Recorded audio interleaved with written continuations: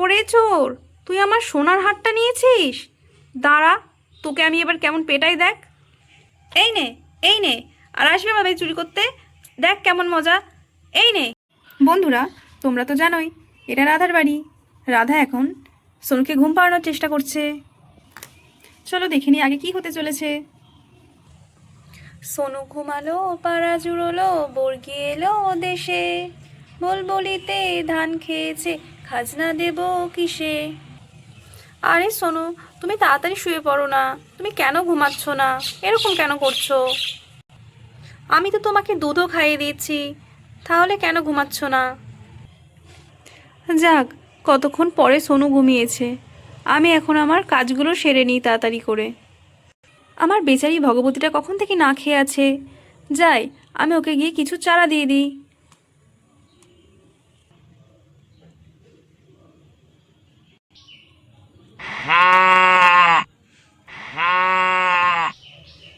হ্যাঁ হ্যাঁ, দাঁড়া ভগবতী, এই তো আমি আসছি তোর খাবার নিয়ে। আজকে তো আমাকে আবার একটু বাজারেও যেতে হবে, এখনও আমার কত কাজ পড়ে আছে। আরে, ভগবতীর তো খাওয়ার জলটাও শেষ হয়ে গেছে।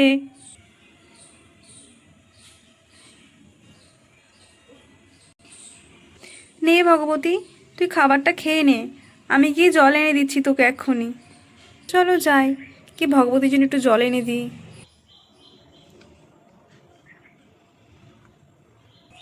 এখানে রাধা এখন ভগবতীর জন্য জল নিয়ে চলে আসে। এই দেখ ভগবতী, আমি তোর জন্য জল নিয়ে চলে এসেছি।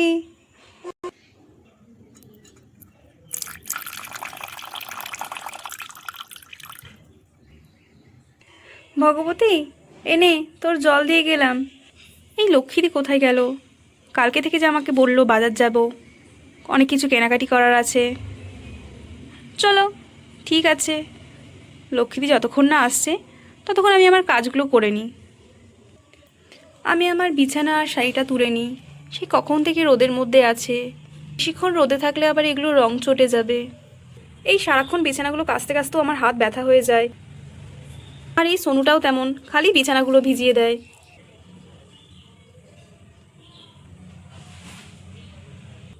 এই সোনুটা যদি আমার কষ্টটা একটু বুঝতো, কতই না ভালো হতো। আর লক্ষ্মী তো এখনও এলো না, কত দেরি হয়ে যাচ্ছে আমাদের বাজারে যেতে।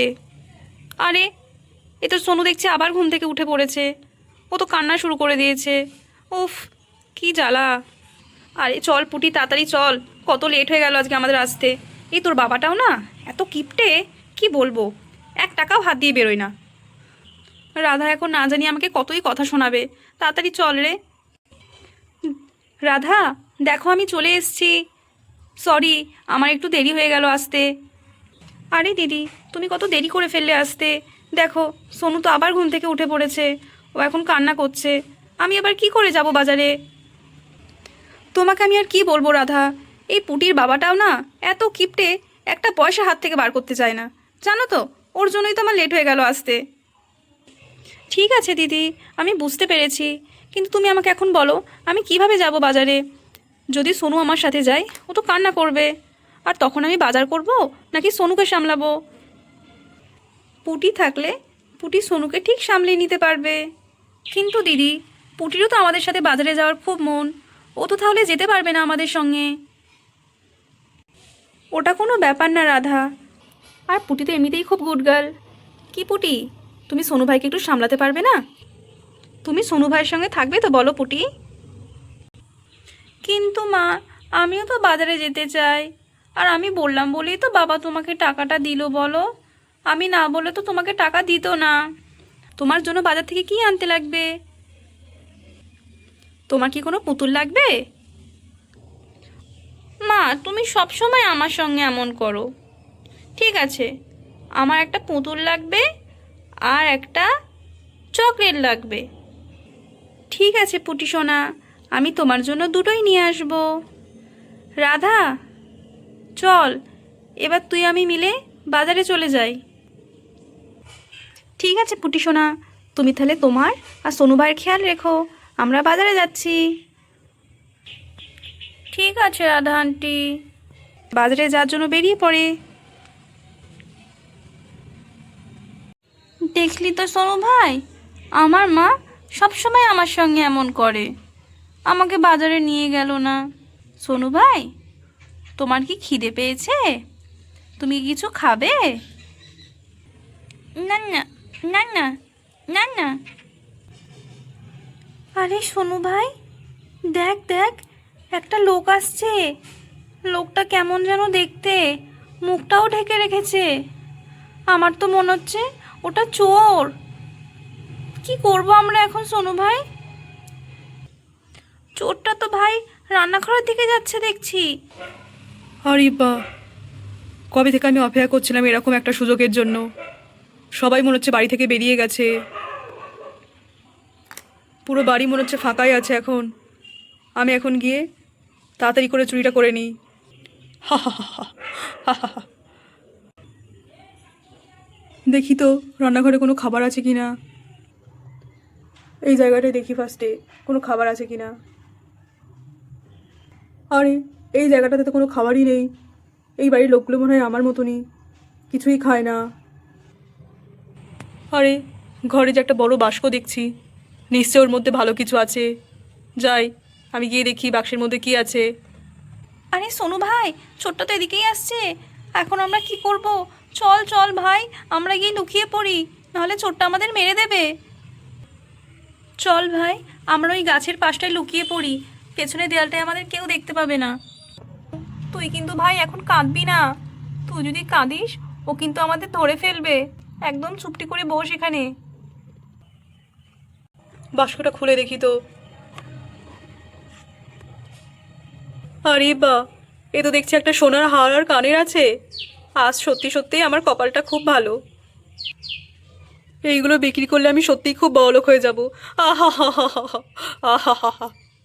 আরে এখানে বাচ্চার কান্নার আওয়াজ আসছে কোথা থেকে? বাড়িতে কি কোনো বাচ্চা আছে নাকি? আরে সোনু ভাই, তুই কাঁদিস না। তুই কাঁদলে তো আমাদের চোরটা ধরে ফেলবে। চোরটা মনে হচ্ছে এবার এদিকেই আসছে। চল চল ভাই, তাড়াতাড়ি পালাই আমরা। সোনু ভাই, তুই এখানে চুপটি করে বস, একদম কান্না করিস না। আজ কিন্তু আমরা একদম কোনো রকমে বেঁচে গেছি। একদম চুপটি করে থাক কিন্তু। আরে এখানে তো দেখছি কোনো বাচ্চাই নেই। আমার মনে হয় এত আনন্দের জন্য আমি হয়তো কানে ভুল শুনেছি। হা হা হা, আজ তো আমার খুবই আনন্দের দিন। এখন আমি তাড়াতাড়ি করে গয়নাগুলো নিয়ে নিই, কেউ আসার আগেই আমাকে এখান থেকে বেরিয়ে পড়তে হবে। আরে আরে, এই চোরটা তো রাধা আন্টির একটা গয়না নিয়ে নিচ্ছে। রাধা আন্টি তো খুব চিন্তা করবে। আইডিয়া। এই ঘোড়াটা আমি ওপর থেকে ফেলে দিই। কি ভারী ঘোড়াটা। উফ, জোর লাগা কে হাইশা, জোর লাগা কে হাইশা। আহ আরে আমার মাথায় কি পড়েছে এটা?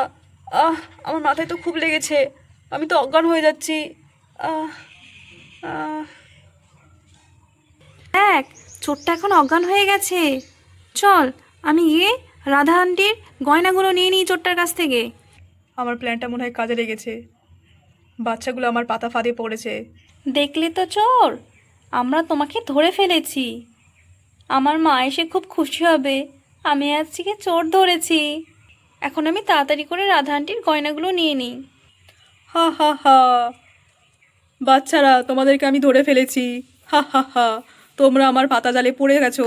আ হা হা হা, এখন আমার হাত থেকে তোমাদেরকে কে বাঁচাবে? ভগবতী বাচ্চাদেরকে বিপদে দেখে ভগবতী চোরটার দিকে চলে যায়। আরে বাচ্চা, দাঁড়া বলছি, কোথায় পালাবি আমার হাত থেকে? তোদেরকে কেউ বাঁচাবে না।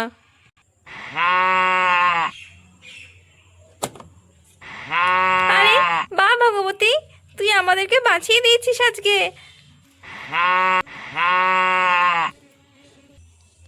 আচ্ছা রাধা, তুই বাজার করতে গেলি আর বাজারের ব্যাগটাই ভুলে গেলি? আচ্ছা সরি দিদি, আমি আসলে তাড়াতাড়ি করে যাওয়ার সময় বেরিয়ে গেলাম তো, আমার একদম খেয়াল ছিল না। চলো গিয়ে ব্যাগটা নিয়ে নিই আমি। ঠিক আছে দিদি। আরে এটা কে? আরে দিদি, দেখে যাও, এটা কে?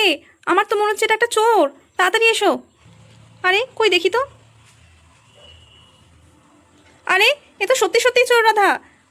তাড়াতাড়ি চল, বাচ্চারা ঘরে আছে, তার আগে আমরা এই লাঠিটা নিয়ে নিই।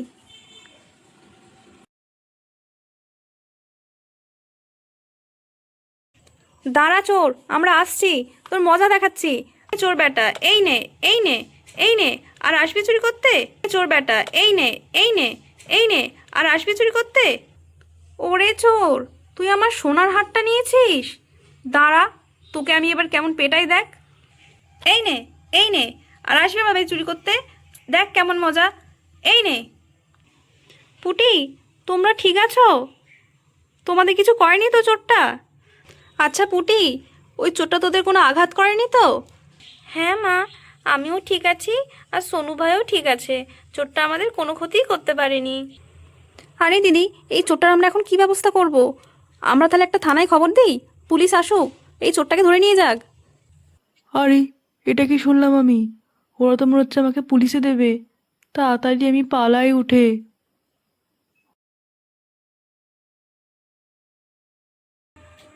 দেখ দেখ রাধা, চোরটা কেমন পালিয়ে যাচ্ছে, ভয় পেয়ে গেছে। আহা হা, আর চুরি করতে কখনো আসবে না দেখিস এই গ্রামে। আজকে ধরা পড়তে পড়তে বেঁচে গেছে ও। সাবাস পুটি, তুমি তো খুব সাহসিকতার পরিচয় দেখিয়েছো। আমি খুব খুশি হয়েছি।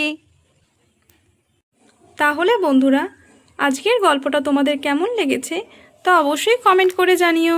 আর ভিডিওটি ভালো লাগলে চ্যানেলটি সাবস্ক্রাইব করে পাশে থেকো।